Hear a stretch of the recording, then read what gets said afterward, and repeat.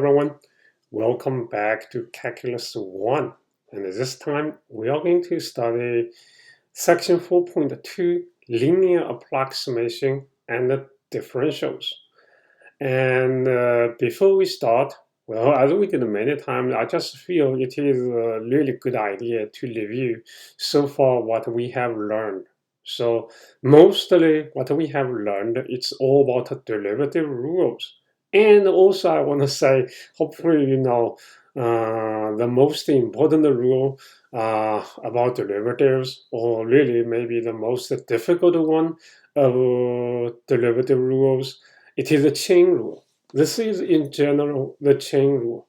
And also the other derivative rules, they are important too. And especially we know the power rule, derivative for a power function. Okay. And also I have the power rule extended with the power chain rule. And indeed some people just call this as the general power rule. Derivative of a function raising to the power of r.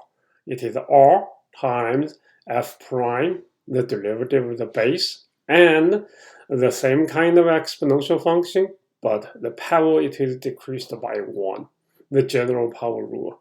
It is the combination of the power rule and the chain rule.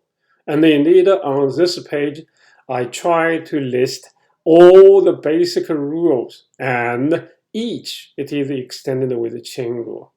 And certainly for the exponential function, we know it is the only function such that the derivative is itself. So it stays the same.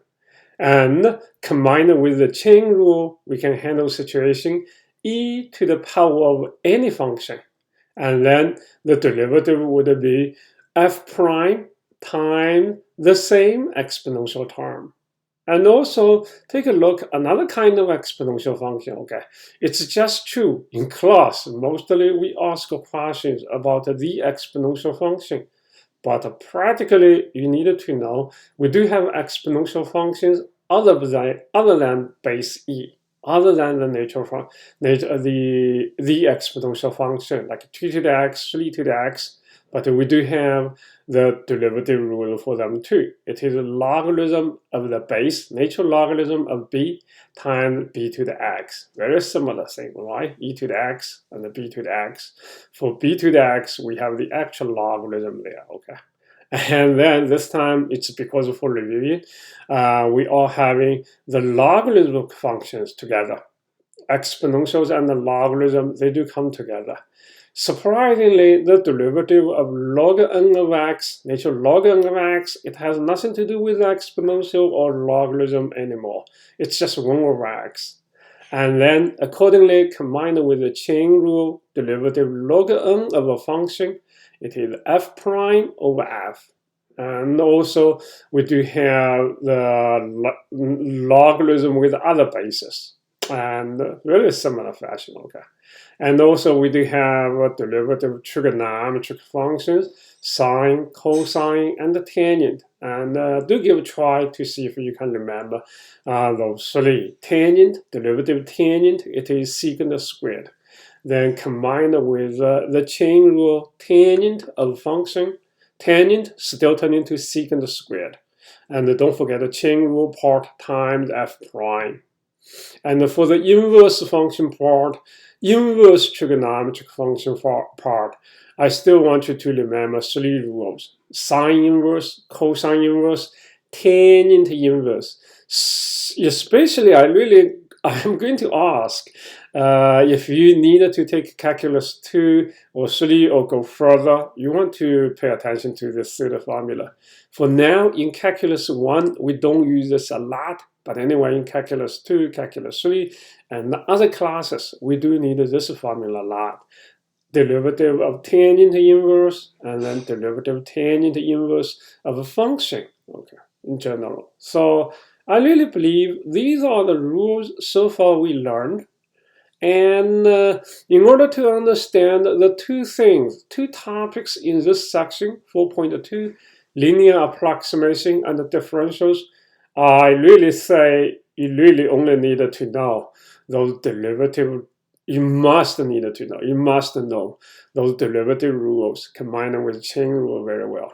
So how about let's take a quick look about linear approximation. Linear approximation. Well, let's recall the definition of the derivative. Derivative, it is a limit of a difference quotient. And put it in a simple way, if the limit part still confuses you, I would say this limit can be approximated. It is approximately the quotient, right? This is the difference quotient, the type is difference. And remember, actually related to the difference, the change of x, that's also difference quotient. This difference quotient, it is secant line, okay? And especially if this h is small, you're considering the secant line between 2 points really close. And then the derivative simply can be approximated by the slope of the secant line.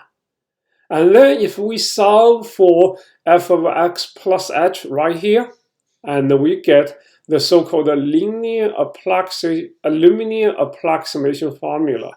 I guess you can read the formula itself. So my explanation for this formula is the function value at a point can be approximated by the function value at the other point which is really close to that point. F of x plus h, and the point really close to it, that is f of x. And plus the change caused by the derivative. Okay, the change caused by derivative. And also to be accurate, I think I needed to make this correction here. Replace the equal notation with the approximation notation here.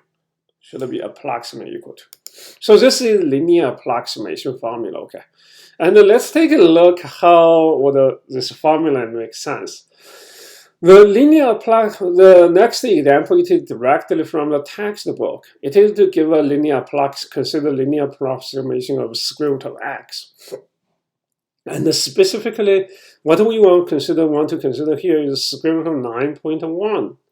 And if you recall, really so far, when we have to handle square root of 9.1, we use a calculator, right? Including me. We really don't think too much because practically it is not doable by hand. But you really want to understand the result of calculator, it is done by people. So how people could make the calculator tell you square root of 9.1. Okay, so this is really the idea of linear approximation. I do understand square root of 9. Square root of 9, it is 3. Okay, we consider from square root of 9 because it is 3. But 9.1, I say 9.1, it is really not too far away from 9, right? And so to get started, what I consider here is I have the function of square root of x. And the square root of x, I suppose you know that derivative would be 1/2 times x to negative 1/2, or in a better way, it's simply 1/2 times square root of x. And then I'm trying to match this linear approximation formula here, okay? And then clearly I'm seeing, well, we do have the function chosen already. That's a square root. And then we do need to have x and h, right? Okay, the actual value, we are going to approximate it to square root of 9.1. As I'm saying, we really don't know what is 9.1. And I do have the idea, square root of 9, which is 3. So my choice of x is 9. Okay, and then to make this thing close or really reach to 9.1, I say I move this x value a little bit by a difference of h equals 0.1. So I could move from square root of 9 to square root of 9.1. And then, according to our choice of function, and the square root of 9.1, indeed, it is the function at 9.1. It is the function at x plus h. Then, according to the linear approximation formula, I guess I still need to change it to this linear approximation formula. The approximation notation here. It is approximately like this. And then f of x is 9, right? H is 0.9. Still, we have a few terms to clarify. Square root of 9, hopefully that's easier to see. It's just 3. H is 0.1. This is what I replaced. Then f prime of 9, remember we calculated the derivative in the beginning. It is 1 over 2 times square root of x. 1 over 2 times square root of 9, right? 1 over 2 times square root of 9. So this is square root of 9 is just 3. This is 1/6. And then 0.1 times 1/6 added to 3. So I figured out square root of 9.1, it is about 3.0167. And then indeed, if you can use the calculator, this number should really be very close to what you get from the calculator. And what we are doing here, it is called linear approximation. And basically the idea, the result generated from the calculator or other computer software, it is based on this idea. Certainly, they provide more accurate results because we can improve this linear approximation in many ways. But our purpose, it is to consider the linear approximation. This is the linear approximation formula. You do need to on 2 things about a linear approximation formula. You do need to know the derivative rules very well, and also you do need to understand the definition of the derivative. The linear approximation formula, it is from the definition. And how about before I go further, let's take a quick break. I'll see you next time. Thank you.